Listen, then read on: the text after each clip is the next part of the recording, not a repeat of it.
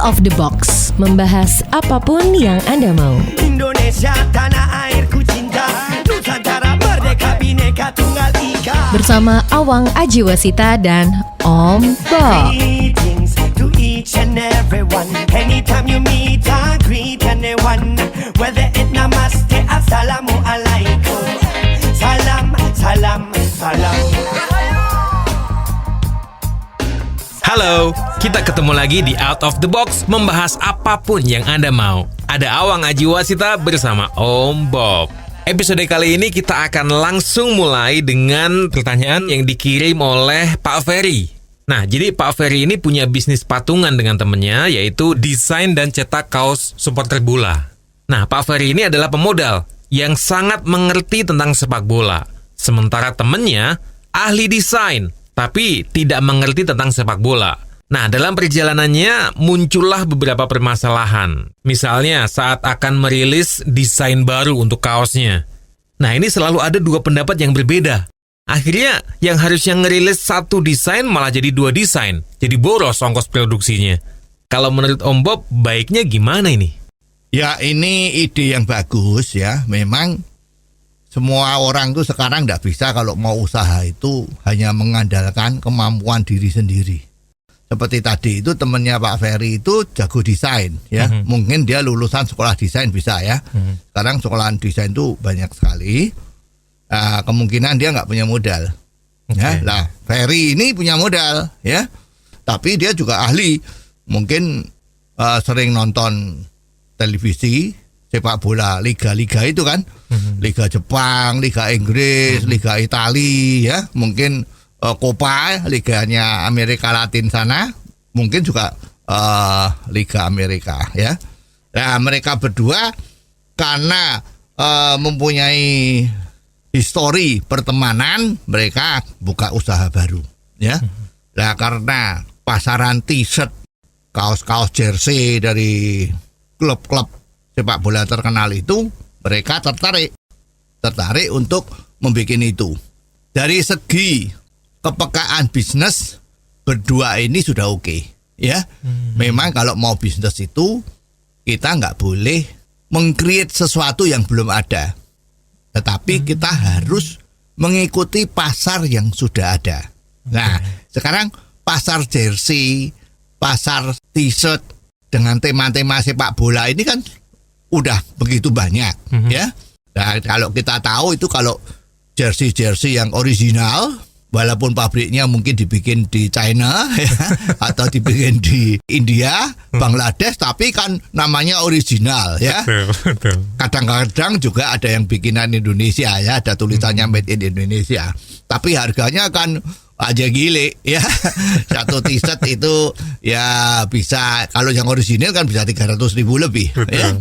Nah, peluang bisnis seperti ini memang ada. Jadi Ferry dan teman-temannya ini mempunyai kepekaan bisnis yang bagus. Ya. Nah, sekarang di dalam eksekusi bisnis ini timbul problem. Yang mengerti sepak bola adalah Ferry. Temannya desainnya hebat. Sekarang mereka berdua punya problem. Misalnya temanya sepak bola itu misalnya ya sepak bola Olimpiade misalnya ya, atau sepak bolanya Liga Inggris gitu ya. Nah, si Ferry kan sangat ngerti soal sepak bola. Ya. Jadi kemungkinan wah ini yang disenangi itu mungkin bintang-bintangnya ya. Jadi mungkin desainnya t-shirt itu pakai bintang-bintang dari sepak bola tadi itu ya. Atau katakanlah bintang-bintang yang legendaris ya. Mungkin seperti itu ya. Nah, tetapi sebaliknya temennya yang jago desain itu kan tidak mengerti banyak, cuman dia nganggep kemungkinan ini kalau sudah pakai gambarnya cuman bintang-bintang sepak bola saja kemungkinan nggak laku ya. Yang penting kan bisa dijual dan bisa laku ya. Kalau cuman dibikin tetapi tidak laku kan buat apa ada bisnis gitu kan. Nah, sekarang mereka berdua ini kan jadi problem ya. Kalau bikin satu kali cetak mungkin bikinnya pasti dua. Satu idenya Pak Ferry, Pak Ferry, yang satu idenya temennya. Dengan demikian kan modalnya jadi besar. Misalnya ya dengan target 1 bulan keluar 1 desain, ini sekarang 1 bulan menjadi 2 desain ya, karena masing-masing teman ini, partner ini punya ego sendiri-sendiri. Dia pengennya, dia yakin ini yang laku. Sebaliknya jago desain tadi juga punya ego, ini yang akan laku. Ya memang kalau sudah seperti ini, kalau belum memakan banyak modal, apa katakanlah modalnya Pak Ferry ini masih ada, ya boleh dicoba. Ya. Kalau tidak dicoba, kita tidak bisa tahu market itu maunya kayak apa. Ya, marketnya sudah ada, yaitu yang dituju adalah pecinta sepak bola. Betul. Ya kan? Nah, tapi yang kayak apa kalau nggak dicoba, desainnya nggak dikeluarin, ya orang nggak tahu.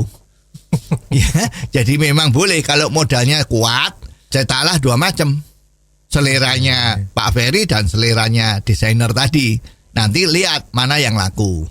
Kalau sudah terdapat track record bahwa ternyata Pak Ferry itu seleranya bisa diterima oleh pasar, sedangkan seleranya dari desainer tadi itu tidak bisa diterima pasar, ya mereka berdua harus sepakat bahwa mulai sekarang yang nentuin desain adalah Pak Ferry. Begitu ya. Nah, masalah soal desain dan mana yang baik, mana yang tidak baik itu sebetulnya ada cerita yang menarik sekali. Itu zaman dulu, itu ada raja yang kepingin dilukis ya. Nah, raja itu biasanya kan ada pendampingnya patih, betul? Betul. Nah, sekarang raja perintah sama patih, hei patih, saya kepingin dapat lukisan singa yang paling bagus yang ada di dunia ini. Wah, patihnya kan ya ini karena titah dari baginda raja kan harus dijalanin. Betul. Ya. Maka patihnya manggil pelukis. Ya, yang paling terkenal di negaranya itu ya, dipanggil, hei kamu bisa melukis singa, saya minta dilukiskan singa yang paling bagus. Wah, siap. Melukislah dia. Nah, setelah melukis singa itu, menurut pelukisnya udah bagus ya, tetapi sekarang patihnya ini kan yang punya kuasa. Ya, dia kan khawatir nanti kalau rajanya nggak suka, dia bisa dipancung kepala ini. Raja waktu itu kan hebat ya, punya kekuasaan yang tidak terbatas ya. Begitu salah ya dihukum pancung ya. Sekarang kan juga ada itu ya, di Korea Utara itu kan. Bagi tidak bisa mencegah pandemi COVID-19 ditembak mati ya. Nah, sekarang ini setelah lukisannya jadi, patihnya kan takut ya. Terus patihnya tanya sama banyak orang itu ya. Nah, terus tanya, hei penggawa A, menurut kamu ini apa sudah cukup bagus? Wah, ini kalau ditanya itu, kalau tidak memberi usul kan dipikir tidak perhatian atau tidak mikirkan dengan patihnya tadi ya. Dia bilang, oh ya ini menurut saya lukisan singa ini kurang bagus.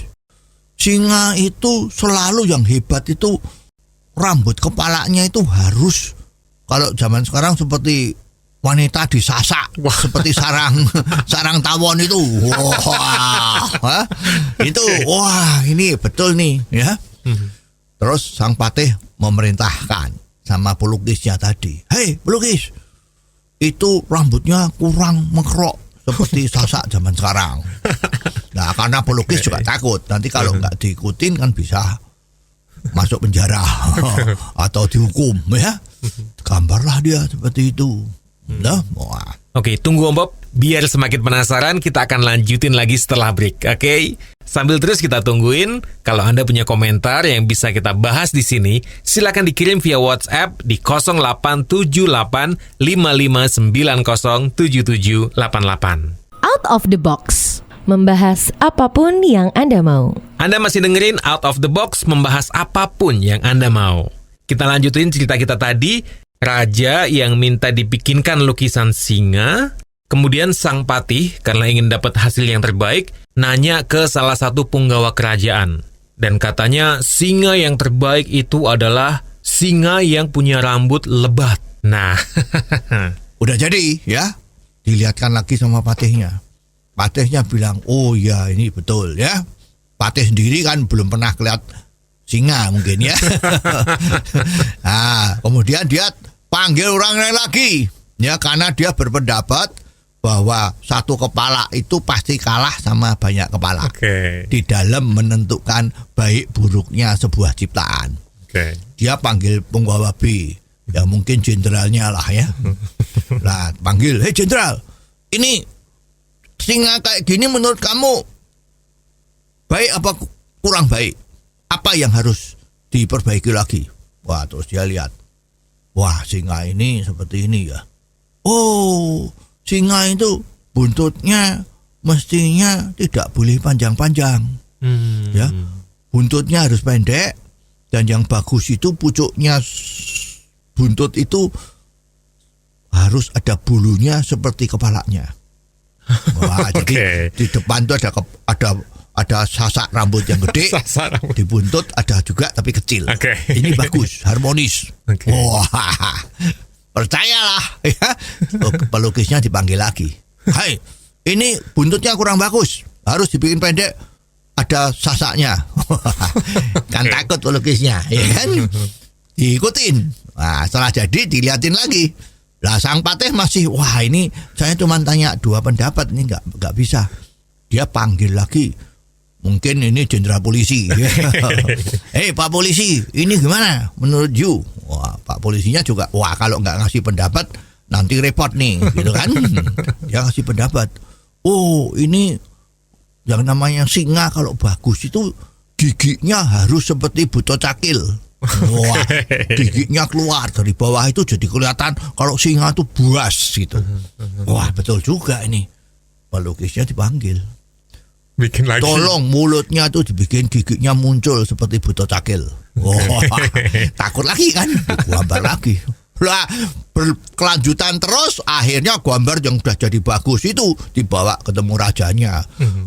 Bos, Raja Baginda, ini loh lukisan yang terbagus di dunia. Wah, dunia yang sempit tadi itulah ya. Nah, ternyata rajanya bilang, oh ini singa yang terbaik ya. Ya, ini kalau singa yang terbaik seperti ini, nah, singa yang jelek terus kayak apa? Nah, gitu kan. Jadi hampir lukisan singa tadi itu menjadi gambar seperti benang ruwet. Ya karena banyak orang A bilang B bilang C, buntutnya kurang pendek, kakinya kurang besar seperti bebek atau gimana itu. Jadi itu nggak karuan.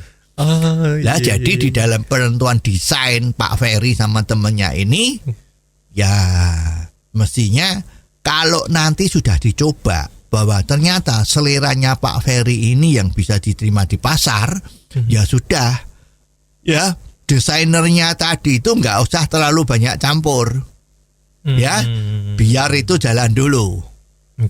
Nanti kalau sudah dicoba lagi, misalnya ke 1 laris, kedua bisa diterima, ketiga bisa diterima, keempat bisa diterima, kemungkinan kelima atau ke seberapa itu mungkin nggak diterima.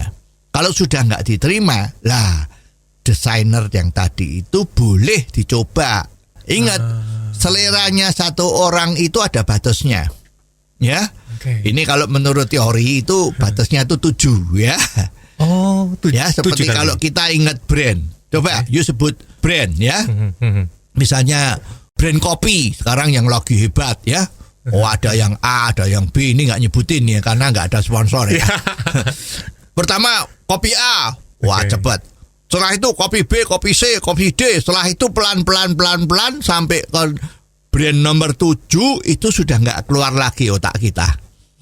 Nah itu juga bisa melambangkan bahwa seorang desainer kalau dia suruh mendesain t-shirt terus, bukan desain yang lain-lain ya, ini hanya desain t-shirt, maka dia akan seperti katak di dalam tempurung. Ya, jadi pikirannya sudah hilang, sudah habis untuk 7 desain itu. Nah kalau ini sudah terjadi kan nggak boleh. Nanti oh kok seperti ini lagi, oh kok seperti ini lagi. Ya kita lihat tuh pengarang lagu yang sempat hits tapi hilang itu karena dia nggak bisa menciptakan lagi lagu yang beda dengan yang dia ciptakan selama ini. Banyak itu artis-artis kita juga begitu. Misalnya ada grup tertentu ya, Betul. nggak ngomong ini grup X gitu. Nah, dia nyiptakan lagu seperti ini. Lagu kedua kok mirip ya, pasti. Dan kurang laku. Yang pertama laku. Yang ketiga, loh kok mirip lagi, nggak laku lagi. Nah, karena memang manusia itu arahnya itu susah untuk lebih lebar. Ya, jadi nanti kalau usaha kaosnya Pak Ferry ini udah jalan, dia harus hire banyak desainer yang punya hobi juga sepak bola, itu lebih bagus. Tapi supaya touch-nya itu beda. Ya, kalau Pak Ferry sendiri terus ya nanti desainnya mirip terus ya orang bosen. Ya, pasar itu very dynamic, musuh juga banyak. Jadi ini harus diperhatikan ya. Tetapi mengenai temenmu yang desainer tadi itu mengusulkan, itu silahkan ya, harus dicoba. Pak Ferry bisa menahan diri, desainernya yang diloloskan. Nah, setelah itu mana? Kalau memang dia laku, ya bila perlu yang tentukan itu gantian. Yang menentukan Pak Ferry, yang akan datang produksinya yang nentuin temennya yang desainer itu ya. Jangan sampai kita terjebak banyak ide, banyak pendapat, itu justru merusakkan ide itu ya. Jadi ya mudah-mudahan apa yang saya katakan ini bisa membuka cakrawala yang sekarang ini udah bagus dan bisa lebih bagus lagi. Oke. Om Bob, saya kok malah jadi ada pertanyaan, sebenarnya kalau kita memilih partner yang tepat untuk berbisnis itu seperti apa ya? Mencari partner bisnis. Yes. Ya, itu di bisnis itu ada macam-macam tipe partnernya. Ya, paling enak kalau kita dapat partner yang jadi silent partner. Maksudnya? Ya, kalau dia punya modal, ya udah yuk keluar modal aja, jangan terlalu banyak ikut campur di dalam urusan bisnis ini. Itu yang paling enak. Karena you bisa melakukan segala sesuatunya sesuai dengan selera you, nggak perlu lagi cawe-cawe ya. Kalau takutnya tadi itu kalau kita kerjanya di dalam desain, ternyata dia ikut menjadi modal tetapi ikut cawe-cawe, ya tadi itu desainnya kita udah bagus, dia bilang kurang bagus, you nggak bisa apa-apa, nggak enak. Mau nolak gimana, karena dia yang punya duit, dia yang punya modal. Kalau ditiru belum tentu berhasil.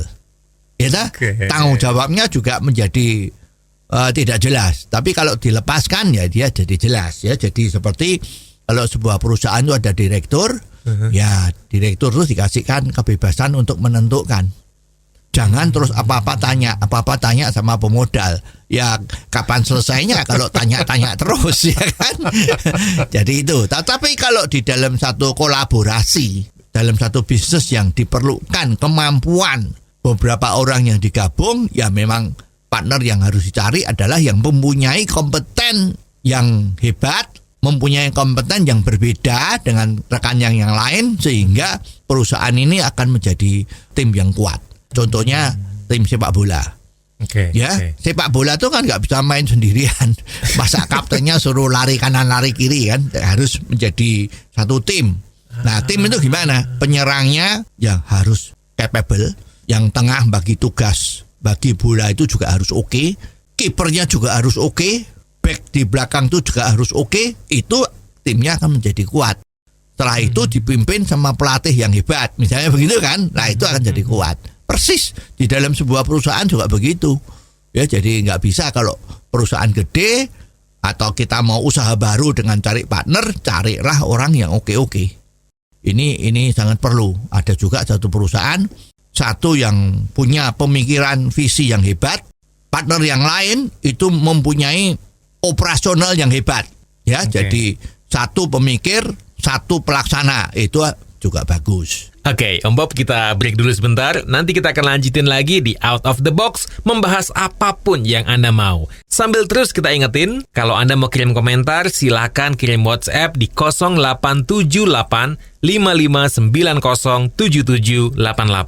Out of the Box, membahas apapun yang Anda mau. Kembali lagi Awang Aji Wasita bersama Om Bob. Tentunya di Out of the Box membahas apapun yang Anda mau. Kalau Anda mau kirim komentar, silakan kirim WhatsApp di 0878 5590 7788.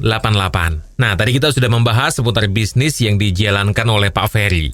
Kita sekarang akan lompat ke Bapak Tukino, karena Pak Tukino ini punya pertanyaan sebenarnya apa perbedaan dari komunis dan demokrasi? Mana yang paling adil? Wah, ini kita agak lompat jauh nih kita nih. Ya nggak apa-apa.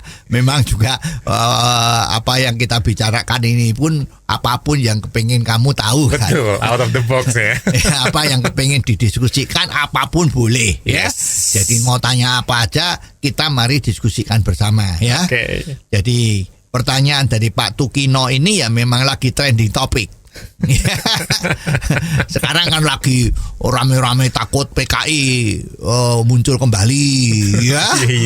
Terus ada yang ngomong ini siapa PKI gitu macam-macam tuh ya. Sebetulnya bagi generasi muda yang lahirnya di atas tahun 60-an ya, itu ya mungkin udah nggak begitu paham ya. Kecuali orang yang sudah di universitas, di sana perpustakaannya banyak.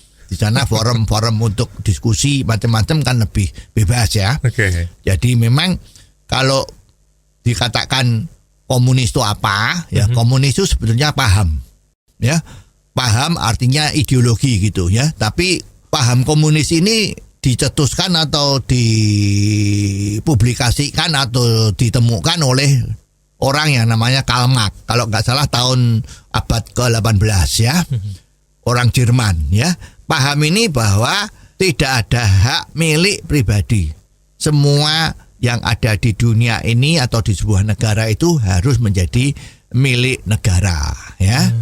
Juga yang paling populer selama ini adalah kalau komunis itu yang namanya keadilan itu adalah sama rata sama rasa. Oke. Ya. Jadi dulu juga ada yang memelesetkan kalau begitu istri juga menjadi milik bersama karena tidak ada milik pribadi ya. Jadi itu yang menjadi memori dari orang-orang itu bahwa komunisme itu adalah tidak menghargai, tidak mengakui hak milik pribadi, tetapi keadilan adalah sama rata sama rasa. Itu ya. Itu cukup diketahui seperti itu aja dah ya. Dan komunisme itu dulu sebelum Perang Dunia Kedua memang ada beberapa negara-negara yang mencoba untuk memakai paham komunis ini sebagai landasan negaranya ya. Misalnya itu dulu namanya Soviet. Itu negara serikat yang di daerah Soviet sana ya. Itu pahamnya pakai paham komunis ya. Komunis itu segala sesuatunya adalah kekuasaannya harus di tangan buruh ya. Karena komunis itu anti kapitalis. Ya, kapitalis itu adalah orang yang mempunyai uang, mempunyai kapital dan dia menggunakan kapital ini untuk mengeksplor segala sesuatunya agar mencari keuntungan sebanyak-banyaknya. Nah, biasanya dulu karena di Jerman itu negara industri itu bahwa yang diekspor itu tenaga buruh. Ya, maka Karl Marx menyetuskan bahwa negara itu harus dikuasai oleh buruh. Karena buruh yang berproduksi. Tidak bisa kalau kapitalis. Ya, jadi hasilnya kerjaan itu harus dibagi rata. Ya, kira-kira seperti itulah ya. Nah, tetapi akhirnya komunisme itu hancur ya. Soviet pada tahun zamannya Presiden Gorbachev, presiden yang atas batoknya itu ada tembongnya ya, kalau orang Jawa ngomong ya, itu terkenal sekali. Jadi kalau ada orang laki batoknya itu ada tembongnya, yaitu itu seperti Presiden Gorbachevnya Soviet. Ya, dia sangat terkenal karena zamannya dia jadi presiden di Uni Soviet. Soviet itu pecah menjadi banyak negara dan sekarang Soviet itu sendiri yang paling besar itu namanya Rusia.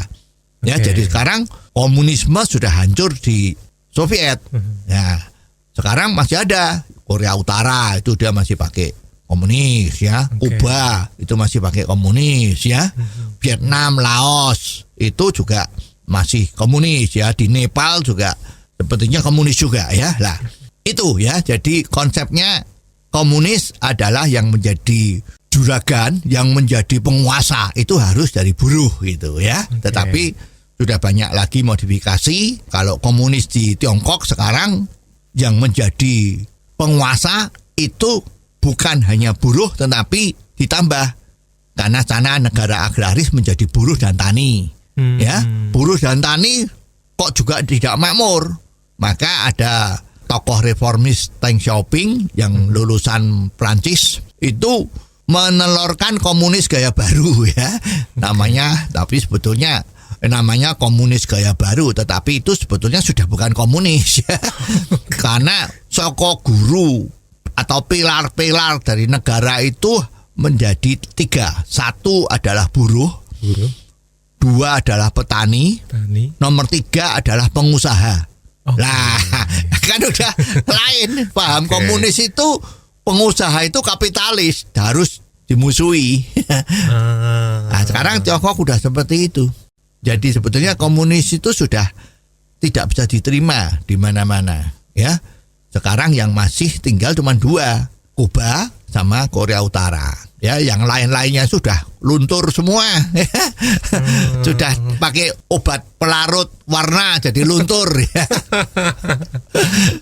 Itu pengertian dari komunis itu seperti itu ya. Oke. Well, kita break dulu sebentar Om Bob. Nanti kita akan lanjutin lagi di Out of the Box, membahas apapun yang Anda mau. Out of the Box, membahas apapun yang Anda mau. Terima kasih Anda masih terus dengerin Out of the Box, membahas apapun yang Anda mau. Kita masih tungguin komentar-komentar Anda untuk bisa kita bahas di sini. Silakan kirim via WhatsApp di 0878 5590 7788. Om Bob, kalau negara-negara kayak Vietnam, Laos, itu paham komunis yang mereka jalankan gimana sih? Ya sama, komunisnya dia juga sekarang udah lari ke ya berbau kapitalis tadi. Lihat Vietnam sekarang kehidupannya rakyatnya sudah ya terbuka. Jadi tidak bisa. Laos juga sudah terbuka. Jadi siapapun mau masuk boleh, modal asing boleh. Ya kapitalis masuk welcome. Ya itu ada perusahaan-perusahaan dari Tiongkok yang karena pandemi ini pindah. Itu Vietnam rebutan sama Indonesia. Oh pindah sini dong. Welcome kapitalis. Welcome kapitalis. Jadi itulah ya paham komunis itu seperti itu ya. Mengenai bagus atau tidak, kalau masih komunis zaman kuno itu ya jelek ya. Keadilan itu adalah sama rata sama rasa. Ya jelek, nggak bisa kita terima seperti itu. Paham komunisme tidak bisa diterima. Ya, yang namanya keadilan itu adalah orang yang pinter akan mendapat imbalan yang lebih baik ketimbang orang yang malas. Nah, kan begitu. Oh iya. Ya ini konsepnya seperti itu. Kembali lagi ke pertanyaan Pak Tugino tadi Om Bob. Kalau demokrasi gimana? Ya demokrasi itu contoh yang paling bagus itu kan Amerika. Oke. Amerika merdeka itu sudah kurang lebih 250 tahun ya. Itu contoh demokrasi yang sebebas-bebasnya itu di Amerika. Ya, jadi pendapat orang boleh ngomong sakerapnya. Ya, terserah mau ngomong apa asal dia tidak melanggar hukum. Ya, itu silahkan. Jadi semua orang punya hak untuk mengutarakan pendapatnya, ya. Dia bilang sekarang warna yang paling bagus itu merah, ya enggak apa-apa. Satu bilang warna yang terbagus itu hijau, enggak apa-apa. Satu bilang yang paling bagus kuning, enggak apa-apa. Silakan. Terus apapun boleh ya, demokrasi itu mau ngomong aja apapun boleh. Jadi termasuk di dalamnya meneriak-neriakkan anti pemerintah tidak apa-apa, tidak ditangkap. Itu nggak apa-apa. Jadi silahkan sepanjang dia tidak membuat keonaran dalam arti kriminal. Ya. Terus ada orang yang nggak seneng. Saya bilang yang bagus itu sekarang warna kuning. Ada orang bilang warna hijau. Atau saya marah, yang warna hijau itu saya pukulin, itu nggak boleh. Nggak boleh. Tapi kalau hanya bicara keras ya boleh. Bicara sama bicara kan nggak apa-apa. Oke, mengeluarkan pendapat soalnya. Ya, tapi sekarang harus pakai masker kan. Iya. Supaya dropletnya itu tidak nulari ya, kan OTG ya kan. Ya itu bebas, nggak apa-apa. Jadi kalau kita lihat demonstrasi di negara yang namanya demokrasi itu ya ada aja terus. Ya, Tetapi toh ya aparat itu tidak berani melakukan tindakan-tindakan represif. Ya paling ya jangan sampai dia melukai demonstran itu ya. Nah jadi ini perbedaan antara komunis sama demokrasi ada di sini. Ya jadi demokrasi itu bebas ya. Termasuk juga di dalam pemilihan pemimpin.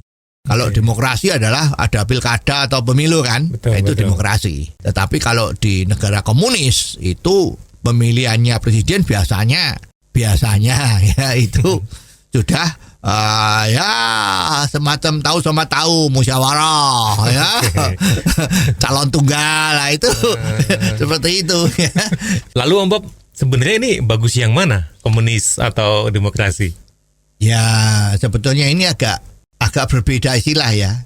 Kalau satu negara paham komunis itu biasanya gaya pemerintahannya adalah otoriter. Oke. Ya, kalau demokrasi gaya pemerintahannya itu tidak otoriter. Bisa kompromi lah ya, kompromi kanan kiri gitu, cari jalan terbaik. Tapi kalau paham komunis itu otoriter. Jadi hampir seperti monarki zaman kuno. Ya, monarki zaman kuno adalah raja, titah raja adalah seperti Idu Geni ya. Begitu raja bilang merah, semua jadi merah. Kalau nggak merah dihukum atau dibunuh. Dihukum mati ya. Tapi kalau sekarang kan demokrasi ya bisa menerima dari berbagai pihak gitu ya. Itu kuncinya. Nah sekarang ada juga yang katakan yang paling bagus mana kalau otoriter sama demokrasi. Ya ini memang susah dibicarakan.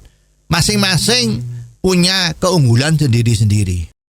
Kalau negara kecil itu kan lebih mudah memanage kan. Betul. Ya karena orangnya sedikit jadi lebih mudah mengatur kesepakatan ya. Kalau seperti ini gimana gini gitu ya. Tapi kalau negaranya besar itu susah ya untuk mencapai kesepakatan yang sebetulnya itu adalah bagus ya.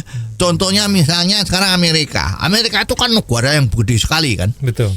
Demokrasinya ya luar biasa. Percontohan paling sempurna demokrasi di Amerika. Nah itu sekarang masalah COVID-19 ini. Ada yang mengatakan bahwa ini harus karantina.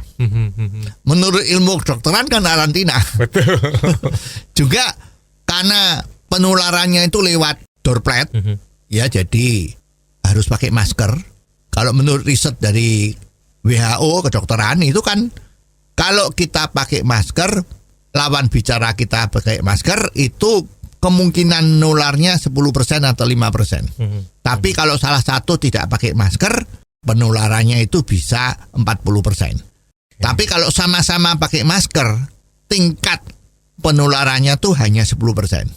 Ini kan fakta ya. Artinya dari eksakta ya, jadi dari penyelidikan. Ya kalau kita lihat beberapa video dari Jepang itu, begitu kita ngomong-ngomong tidak pakai masker, pakai ultraviolet, dilihat itu kelihatan sekali bahwa droplet kita itu berterbangan kemana-mana. Nah ini kalau terjadi banyak orang seperti itu dan itu terhirup oleh salah satu manusia dan jumlahnya partikel-partikel tadi itu cukup banyak, orang itu tertular langsung. Ya, makanya kenapa tidak boleh kumpul-kumpul banyak agar supaya droplet itu jangan terlalu banyak yang kehirup sama orang yang sehat. Ya, nah ini bisa langsung bicara soal COVID ya. Nah sekarang di Amerika, bayangin suruh pakai masker itu ada yang bilang saya tidak perlu pakai masker. Presidennya sendiri juga nggak mau dulu ya. Dulu nggak mau, Trump itu nggak mau pakai masker. Nggak mau ya. Orang sehat nggak perlu pakai masker. Sekarang dia udah pakai. Nah itu susahnya kayak apa di Amerika. Terus ada yang bahwa ini sekarang Amerika negara kaya ya. Jadi dia lockdown nggak masalah. Bisa ngasih duit untuk beli makan ya. Tapi mereka bilang nggak bisa. Di Miami itu maaf, kita tidak mengenal lockdown. Ini summer. Summer itu musim panas ya. Kita perlu berenang di pinggir laut. Rame-rame gitu kan. Karena ini hak kita, tidak bisa. Ini hak asasi. Nah, ini demokrasi. Demokrasi. Pemerintahnya juga nggak bisa apa-apa. Nggak apa-apa lah. Nah, sekarang Amerika nomor 1 di dunia yang kena COVID. Nah, ini jeleknya demokrasi di situ. Tetapi kemarin kalau kita lihat video di Tiongkok itu, di Wuhan, ada yang tidak pakai masker, berani keluar rumah, tangkap pakai tentara itu, cepat mengatasinya. Ya, jadi yang baik mana? Otoriter atau demokrasi? Tunggu Om Bob. Lebih seru lagi kalau kita akan lanjutin setelah break, oke? Out of the Box, membahas apapun yang Anda mau. Kembali lagi di Out of the Box, membahas apapun yang Anda mau. Awang Ajiwasita bersama Om Bob. Nah, sudah pada nungguin kayaknya nih. Langsung aja Om Bob. Jadi, mana yang baik Om Bob? Otoriter atau demokrasi? Nah, tergantung situasinya. Ya, kalau rakyatnya sudah well educated, pendidikannya sudah benar, sudah ngerti semua, sudah pinter, dan negaranya tidak terlalu gede ya, itu maybe demokrasi lebih baik.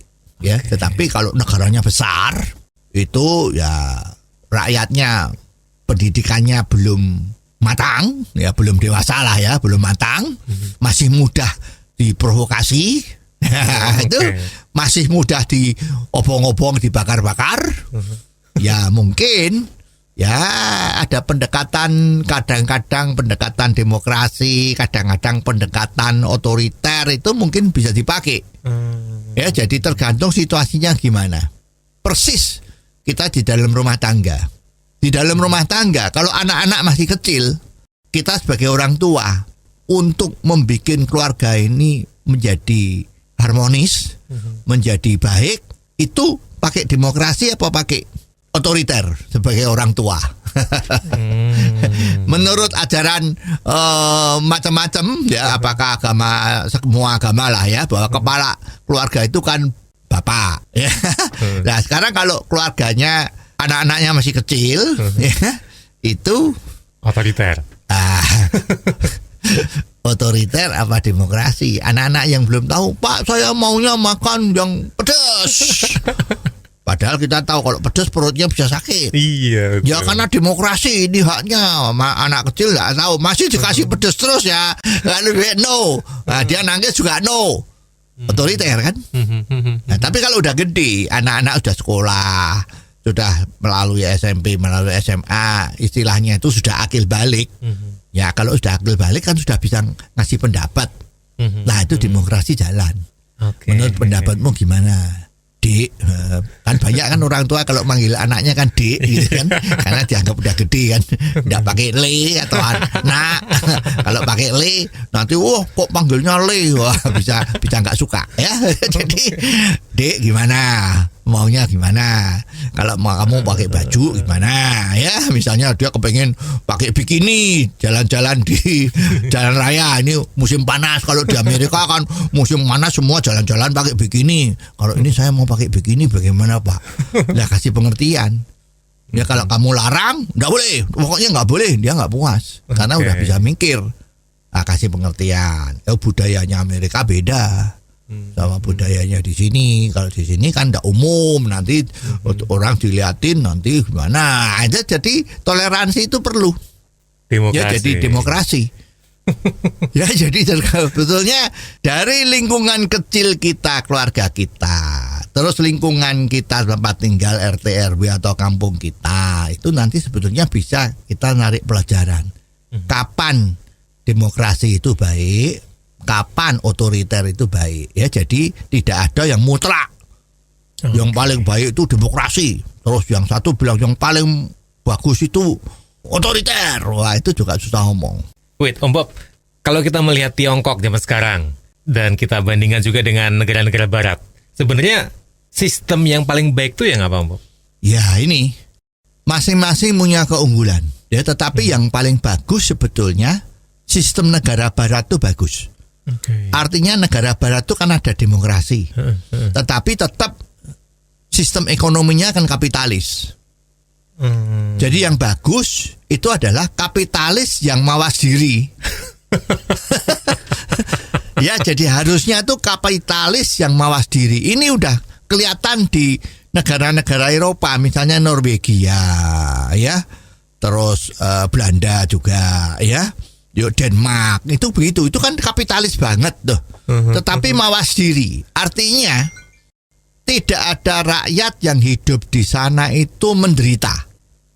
Silahkan konglomerat besar, silahkan kapitalisnya edan-edanan, silahkan. Tetapi rakyatnya berkecukupan. Ya, jadi tidak ada yang namanya miskin.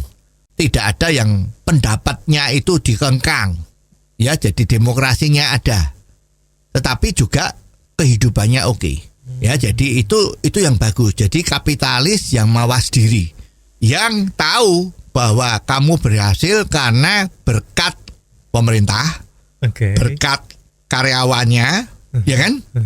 Nah, jadi dia nggak boleh semua keuntungan dipek dhewe, nggak boleh. Ya, hujan harus merata. Tapi arti merata di sini bukan sama besar sama kecil ya. Pasti kan keadilan itu kan nggak bisa sama rata.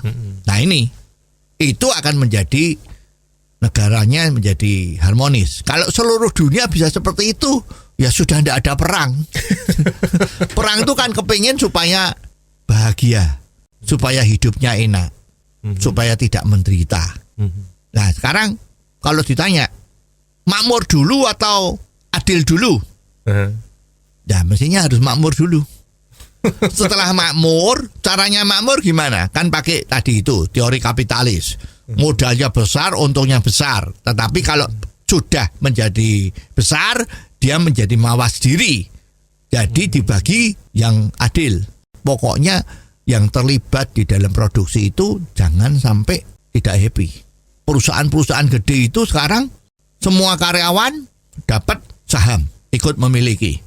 Juga banyak perusahaan yang go public supaya masyarakat ikut memiliki. Betul. Ya, tapi kalau sahamnya digoreng-goreng seperti sekarang yang lagi rame ini, nah ini yang nggak boleh. Ya, saham digoreng-goreng itu saham palsu. Ya, supaya kelihatannya mahal, begitu udah dibeli, mungkin pakai kong kali kong, harga sahamnya jatuh. Nah, itu kan yang beli jadi rugi. Nah, ini kan nggak boleh. Jadi semua itu harus diawasi dengan baik. Jadi yang paling bagus kapitalis tetapi yang mawas diri. Tapi apakah itu pasti yang terbaik, Om Bob? Ya, dunia ini kan gak ada yang pasti mutlak. Yang mutlak itu adalah ketidakpastian itu kan. Ya, sekarang kalau kita lihat gayanya Eropa, Denmark, Norwegia, Belanda, itu modelnya seperti itu. Gayanya dunia timur yang dipelopori oleh Tiongkok sekarang ini gayanya kayak gitu. Relatif perbedaan kota dan desa sudah mendekati untuk menjadi sama. Ini juga salah satu cara untuk welfare, untuk mensejahterakan masyarakatnya. Ya, jadi nanti kita lihat. Ya, mudah-mudahan dalam tempo tidak terlalu lama, 20 atau 30 tahun lagi akan kelihatan sebetulnya sistem mana yang baik. Pada saat itu negara yang bisa menyesuaikan diri dengan perkembangan zaman, negara itu juga akan menjadi makmur dan baik. Tetapi negara yang tertutup, masih berpedoman dengan salah satu asas yang tidak fleksibel, kemungkinan itu akan menjadi kurang maju atau kurang makmur, kurang bahagia bagi rakyatnya. Oke, terima kasih banyak Om Bob untuk episode kali ini, seru banget. Kita akan ketemu lagi di episode selanjutnya. Sambil terus kita tungguin komentar-komentar Anda yang bisa kita bahas di sini. Silakan kirim via WhatsApp di 0878 5590 7788. Atau kalau mau via email, alamatnya di apapunyangandamau@gmail.com. Sampai ketemu di Out of the Box, membahas apapun yang Anda mau. Out of the Box, membahas apapun yang Anda mau.